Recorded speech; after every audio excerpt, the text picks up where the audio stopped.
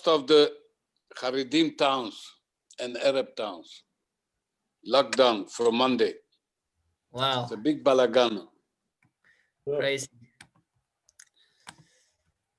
Okay, let us begin. So yesterday we began to learn about a Torah scroll. In the large scheme of things, this is where it is. And we spoke about the mitzvah to write a Torah. I must correct myself. I did a little bit more of homework this afternoon. And Terry, you basically said you'll never have a phenomena of a Torah being sold or for retail or even wholesale. Rather, you just, you don't buy a Torah. That's true. You don't buy a Torah. Rather, you commission someone to write it on your behalf as your agent. Torahs are not for sale. The Shulchan Aruch does mention, or some of the later authorities do mention, that if you purchased a Torah with the intention to sell it, then that would be allowed. So that would be one exception, if that was why you bought it, in order to sell it. Now, not that it's saying that you should make a business out of it, but I just wanted to correct myself on that one point.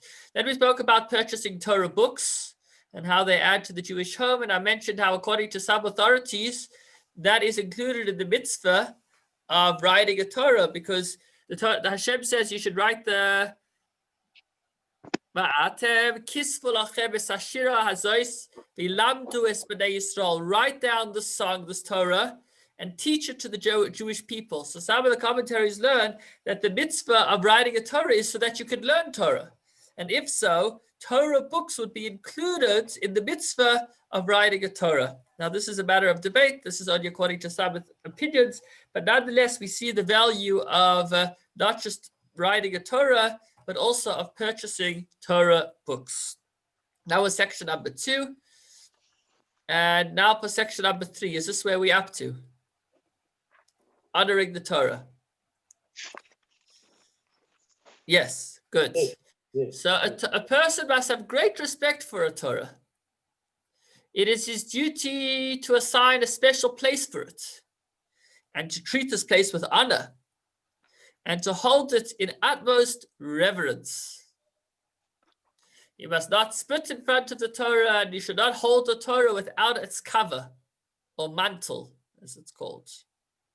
When you see a Torah being carried, you must rise and remain standing until the Sefer Torah is brought to its place or until it is out of sight. In the synagogue, when the Sefer Torah is taken out or carried to the ark, it is a mitzvah for everybody before whom it passes to accompany it to its destination. Also, the person who lifted the Sefer Torah and the one who rolled it up should accompany it. I feel like I've learned this before, but maybe it came up in a different context. So when we're talking about showing honor to the Torah, it means honoring the place that it's kept. It means standing whenever a Torah is being taken past you. And it means also accompanying the Torah. So although today we're most familiar with kissing the Torah, the Shulchan Aruch actually doesn't speak about kissing the Torah. It speaks about escorting or accompanying the Torah, which under COVID times is actually something that's more possible. Although we are supposed to stay in our places, if as the Torah goes past, keeping your social distancing, you were to follow it for a moment, then that would actually be showing honor towards the Torah. And he says, similarly, the people that are called up to the Bima last, those that do Hagba and Glila, that pick it up and roll it up, so they should also follow behind the Torah when the Torah is being taken back to the ark. That way it is being accompanied like a king. Okay. So halachas number 1, the first halacha spoke about the mitzvah to write a Torah. And the second halacha spoke about purchasing Torah books. Halacha 3 went back to the Torah, and back to halacha 4 goes back to Torah books.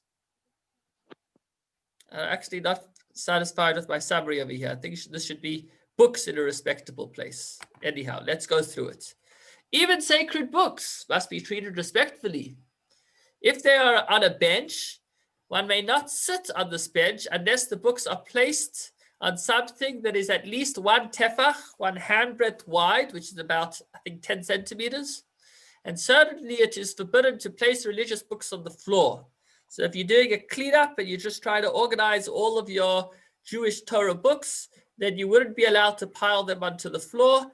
And if they're on a chair or a bench, then you wouldn't be allowed to sit on the same surface as these precious holy books unless they are raised from that surface by at least a hand's breadth, which is approximately 10 centimeters.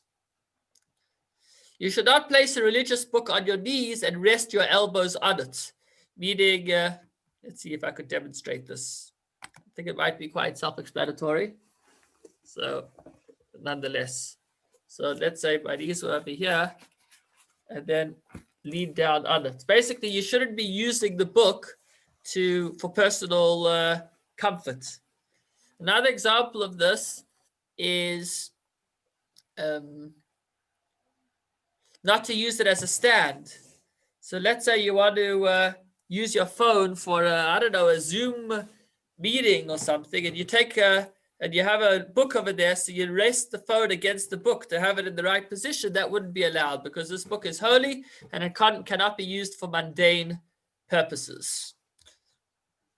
Or as a bookmark, meaning if you want to remember, hold on to the place. So let's say you wanted to close your novel and next to you, you have a siddur. So you kind of put the siddur and then you close it. That wouldn't be allowed. You're using it for a mundane purpose.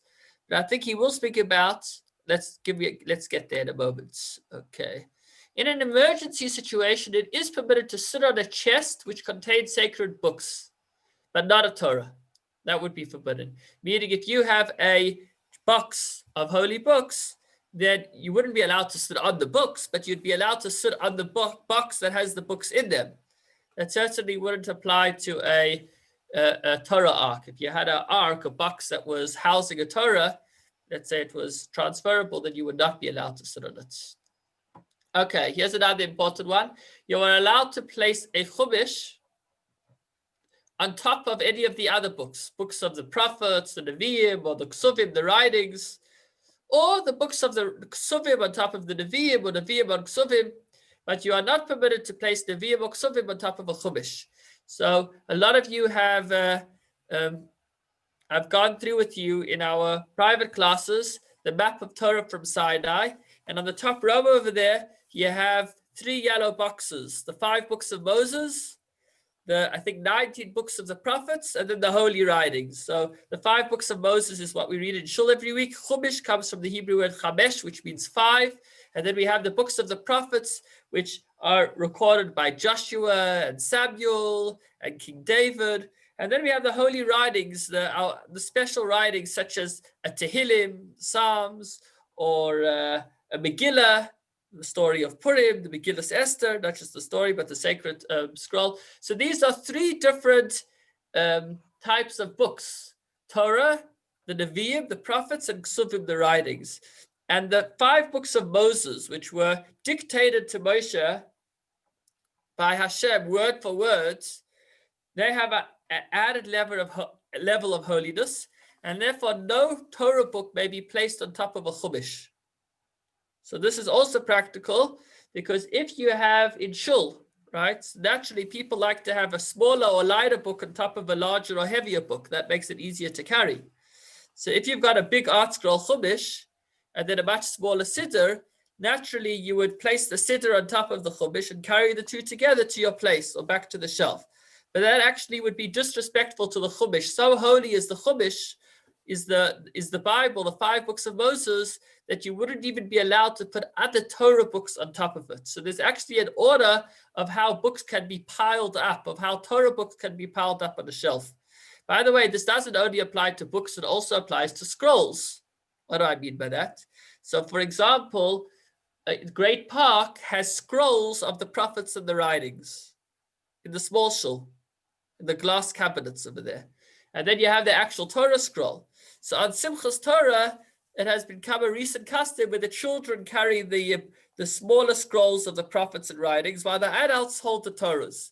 So you wouldn't be allowed to place a scroll of the prophets or the writings on top of a Torah. However, you would be allowed to place one Torah on top of another Torah because they are of the same stature. So these books are not just resources, they are living organisms. They have holiness. and vitality within them.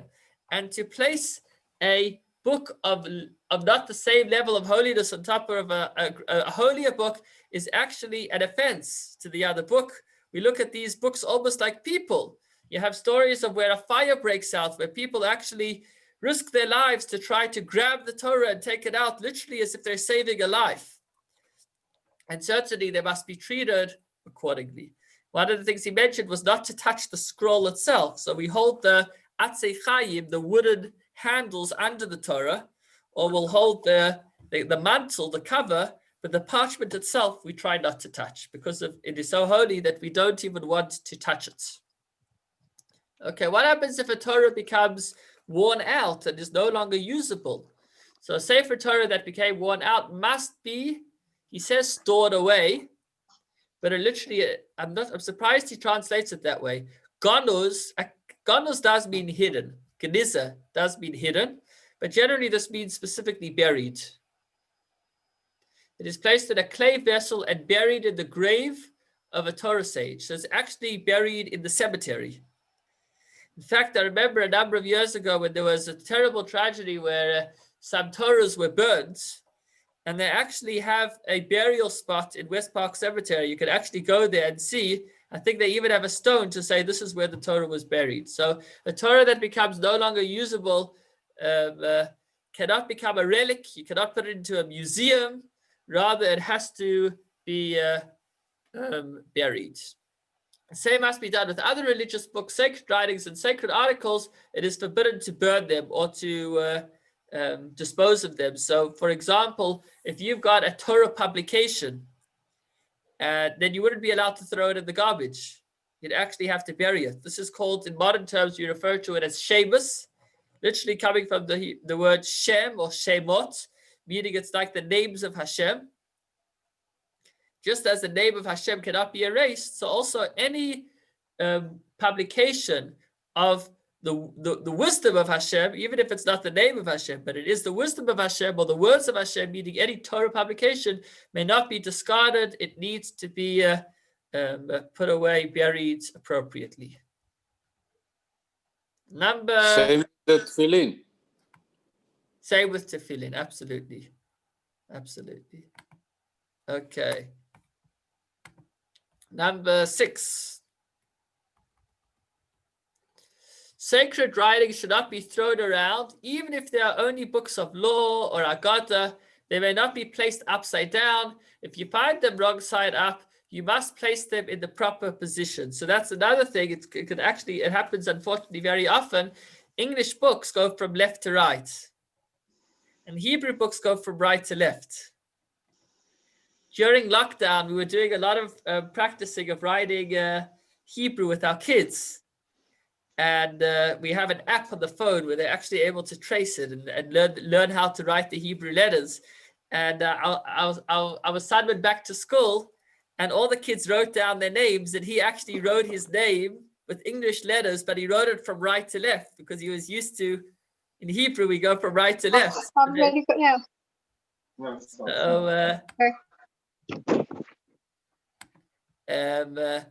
So it often happens that people put the books upside down because since English books go from left to right, so that means they open up that way. But Hebrew books from right to left open the other way. So if you're putting the books lined up, then what will happen is you're going to end up putting up, if you have both English and Hebrew books there, you're going to end up putting some of the books upside down. And again, that is disrespectful to a holy book. So pay attention to that when you are putting away your siddur or tidying it up. Make sure that it isn't sitting on its face. You don't want to slap it on its face, and also not upside down. You don't want it looking like that. I've actually trained our assistant at home that a lot of my books have this emblem. So I've taught her that goes at the bottom. So if she's putting anything away, even though she can't yet read Hebrew, although the kids are teaching her pretty quickly, she knows at least that the emblem goes at the bottom so that the books are not placed upside down. Okay. So just to mention one or two additional points, I think we already... What happens if you drop? Yeah, so if you drop a holy book, but it's not a Torah, then that shouldn't have happened, but there's no fasting necessary, if that's what you're asking. It shouldn't have happened, but nothing needs to be done, as far as I'm aware. If, however, a person was to drop a Torah, then actually the community fasts. 40 Also, days. today it's not done for 40 days. Today our bodies are not as resilient. And if we were to fast for 40 days, even if we ate at night, then that would take away from our service of Hashem. We wouldn't have wouldn't be able to concentrate on our learning, and we wouldn't be able to daven with concentration and to do mitzvahs. So today, I believe the fast is done just on one day by whoever was present to witness such a terrible sight. Also, tefillin. If the tefillin fall, if they're in their bag or even in their box, then although it's a terrible thing, then it's not as bad. But if the tefillin fall when they're not even in any box, then also the Shulchan Aruch says that one should fast. Yeah. So as far as if you have your siddur opened and you want to put it, we said you don't leave a book open. Remember we spoke about that? So we said that you should close it, or you could put another book on top of it. But since we just learned that a chumash is holier than a siddur, so you wouldn't be allowed to use the chumash to cover the siddur. So the siddur is not left open, because then the chumash is being used for something not as great as itself. Okay, let's move on. Okay, it is forbidden to urinate in the presence of religious books. In an emergency situation, they should be placed at least 10 tefachim, which is about a meter above the ground. Now, you might say, you're kidding me. Like, why does this even need to be mentioned? So it's worth me pointing out that the Torah puts a tremendous emphasis, we've learned about it so a few months back, on a person never holding himself back if he needs to go to the washroom. So therefore, the Torah wouldn't say if a person needs to go to the washroom, he should just wait. The only time a person needs to wait is if he's in the middle of the Shemona Esrei, at which point we say only if his life is in danger is he allowed to stop. But at any other point of anything, you always need to stop right away and take care of your needs. Otherwise, it's simply dangerous. So when you bear that in context, you can understand how a situation might come up where a person needs to take care of his needs. And therefore, he's saying, make sure that this isn't done in the presence of holy books. But if one needs to, then have them at least on a higher surface. We're not just saying on a higher surface so that they won't get damaged, but on a higher surface, because once something is 10 tefachim, a meter high, it's considered to be in a distinct location, in a separate location. Finally, halacha number 8. It is forbidden to make a covering or a mantle for any sacred article out of material that was used for common purposes. But after the fact, if it has already been made, it may be used. But material that was used for purposes of idolatry would be forbidden even if it was already made. So we're actually saying that a cover for a Torah, for example, cannot just, let's say somebody had a beautiful piece of material that they liked and they said, I want to use this as the cover for the Torah. That wouldn't be appropriate. Rather, a brand new cover should be made especially for the Torah, but after the fact, you would be able to use it. However, as long as it didn't have any idolatrous purposes, which reminds me of a story, but I see it's 5:20, so maybe I'll begin with that next week. Thank you for joining us and wishing you a wonderful Shabbos.